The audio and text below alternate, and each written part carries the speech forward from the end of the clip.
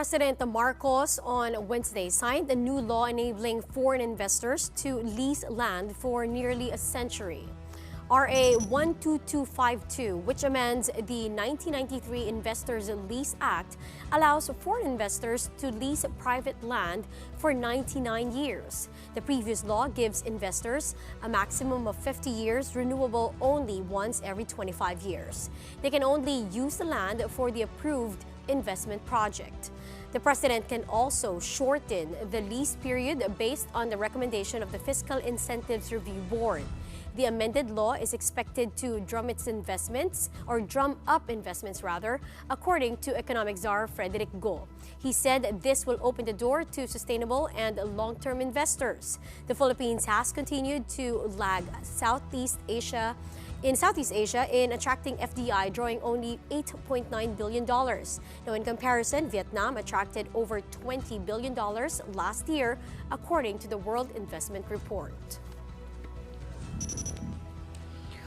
Okay, and finally, let's get to our third guest for tonight. Let's talk about that the easing of those land leasing rules with the Management Association of the Philippines. We have with us again Governor Rex Drilon, who is also the governor in charge of MAP's ECG and Shared Prosperity Committee, as well as the vice chair of the Center for Excellence in Governance. Good evening, sir. Welcome back to The Big Story. Good evening, and good evening, ladies, and thank you for having me again. Yes, ma'am.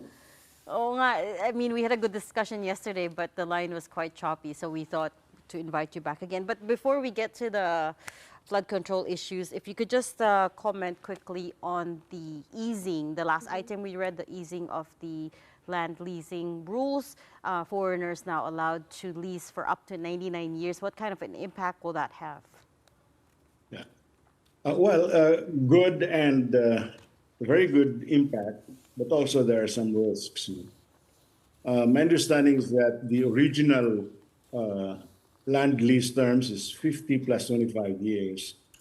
And by increasing it to 99 years, it's almost practically ownership, will definitely encourage more investors if they think it's worth investing in our country. But long-term leases are not the only reasons why people invest in the Philippines. There's this thing about infrastructure, governance practices, graft and corruption, but it's a good step towards increasing potential FDIs, which was a miserable 3 billion this year. No? That's one. So it will improve the investment climate. Second, it will also encourage more investments, particularly in tourism, manufacturing, because these are CAPEX-heavy projects.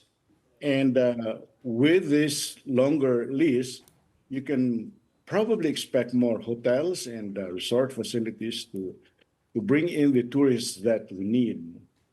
And of course, if you have a 99-year lease hold rights, it is very bankable, and you can get more out of that asset in terms of collaterals and so on and so forth.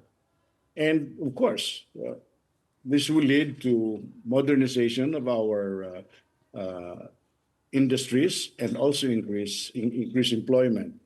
And with 99 years, we're aligned with the other jurisdictions in our region, Singapore, Malaysia, and other countries. So those are the benefits of the increase in the land lease from 50 plus 25 to 99 years. But there are risks involved, because you can also encourage speculations. Therefore, land becomes idle because people are speculating. It might also affect the sustainability or sustainable development of some of our areas. And if there's poor supervision and oversight, that means people will have longer years, 50 to 99 years, to misuse these leasehold rights, no? And it could also, because of the possibility that more land will be required by these potential investors, that they could marginalize our indigenous people and our poor and the disadvantaged. And while it is true to encourage investments, it also does not address the fact that we have issues with infrastructure, malgovernance, graft, and corruption. And just increasing land lease will not automatically increase investments. Okay. Let's take on that, ladies.